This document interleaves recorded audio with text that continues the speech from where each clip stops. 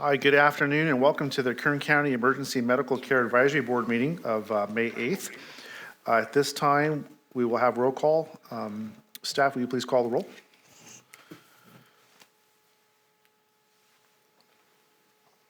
John Surface. Here. Here. Alec Galzapor.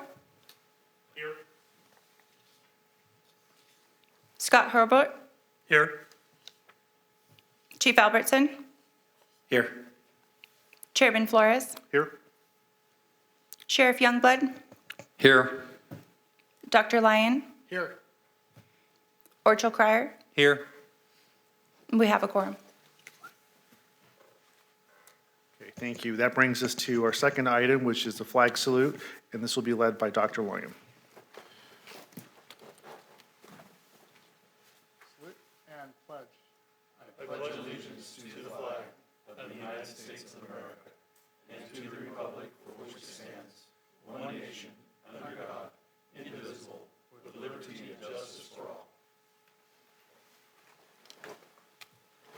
Okay, thank you.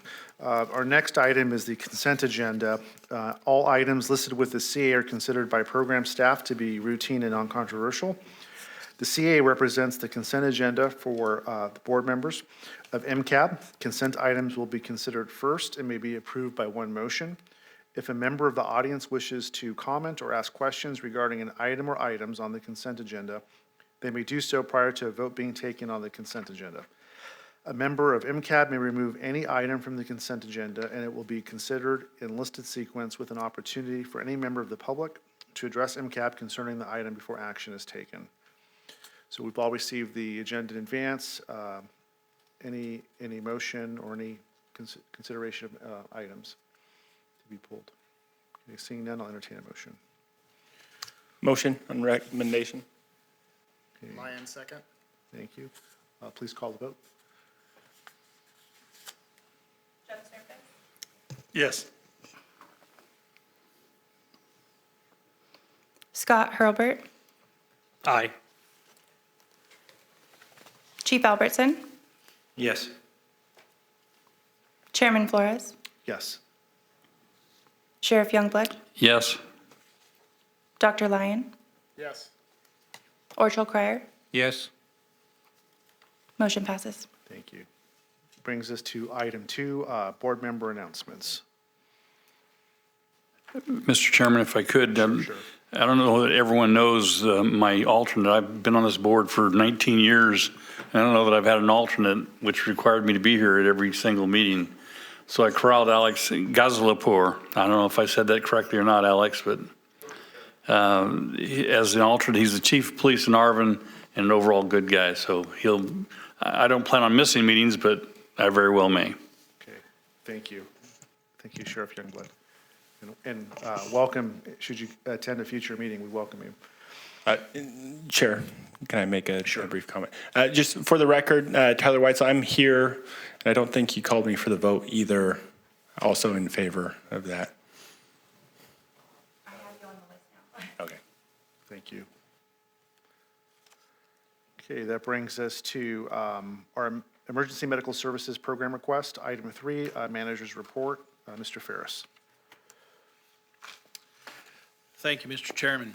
Throughout 2024, we continued to strengthen our EMS system through the integration of new technologies, enhancements to our dispatch and communication infrastructure, and the expansion of data-driven decision-making tools.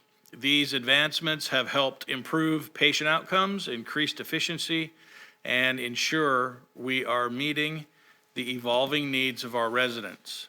We also placed a strong emphasis on training and development in 2024. From advanced clinical education to leadership development, we've created more opportunities than ever before for our team members to grow in their roles. The addition of new EMS staff further supported our efforts and brought new energy and ideas to the system. Our commitment to community outreach remained a priority last year, We expanded our emergency preparedness campaigns and continued to connect with residents through events, field education, and public safety messaging. Programs like hands-only CPR, water watchers, and heat safety outreach continued to empower our community to take part in their own safety and well-being. Just as important was our continued focus on the wellness of our EMS personnel. We recognize the intensity of the work our team does every day, and in 2024, we expanded mental health resources and wellness initiatives to ensure that our team members are supported both on and off the job. Looking ahead to 2025, we're entering the new year of renewed determination. We plan to roll out even more innovations in technology, further expand our training programs, and deepen our partnerships throughout the region. Above all, we will continue to support and uplift our EMS team members who are the backbone of everything that we do. That concludes my report, and I'm available to answer any questions. Thank you, Mr. Ferris. Any questions or comments for staff on the manager's report? Okay. Seeing none, we'll move on to item 4, APOT Task Force. Oh, You can do them separately or one at a time? actually, you're right. Let's do a, Motion to receive and file. Thank you. Youngblood. Second, Surface. okay, motion second. Please call the vote. John Surface, Aye. Scott Hurlbert, Yes. Chief Albertson, Yes. Chairman Flores, Yes. Sheriff Youngblood, Yes. Dr. Lyon, Yes. Orchel Crier, Yes. Tyler Wetzel, Yes. and Dr. Franklin. Yes. Motion passes. Okay, thank you. Now that brings us to item 4, APOT Task Force, and we'll start with Mr. Ferris again. Thank you, Mr. Chairman. I would like to call up Bryn Kerrigan, Director of Public Health, to give this report.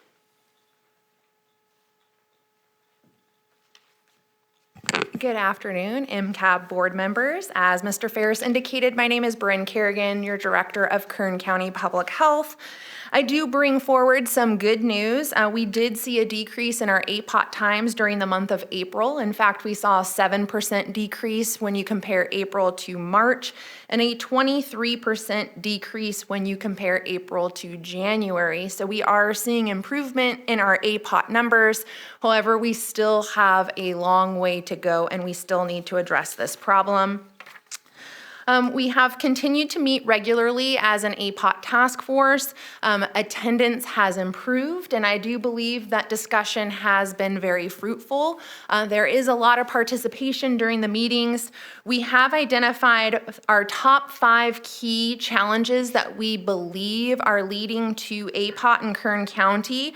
Those 5 key challenges are overuse of the EMS and emergency room services here in Kern County, limited resources and capacity issues within our hospitals, ambulance overload in our emergency rooms, throughput and system inefficiencies with discharging patients, and then the 5150 and behavioral health strain that our hospitals and our ambulance companies are experiencing. So those are going to be our 5 key challenges that we're going to work towards creating objectives that we can work towards creating system changes that will achieve those objectives that hopefully will lead to even more improvement in our ambulance patient offload times. MCAB board members, that concludes my comments on where we're at with the APOT task force, but I'm available for any questions you may have. Thank you, Bryn. Any questions about the APOT task force? Okay, seeing none. Keep up the good work, and we'll keep working on the numbers. Thank you. Okay, that brings us, item 14, adjournment. Receive and file. Okay. Motion Oh, to receive you know what, I'm jumping ahead, sorry. Yeah, this is actually an action item. We have a motion. Second, Hurlbert. Okay, please call the vote. John Surface, Yes. Scott Hurlbert, Yes. Chief Albertson, Yes. Chairman Flores, Yes.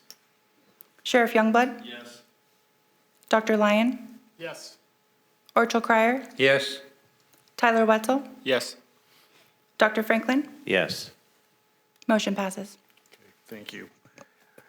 Now that brings us to item 14, adjournment. The deadline for submitting public requests to the next MCAB meeting is Thursday, July 31st, 2025 at 5 PM to the EMS program manager. So at this time, we'll adjourn.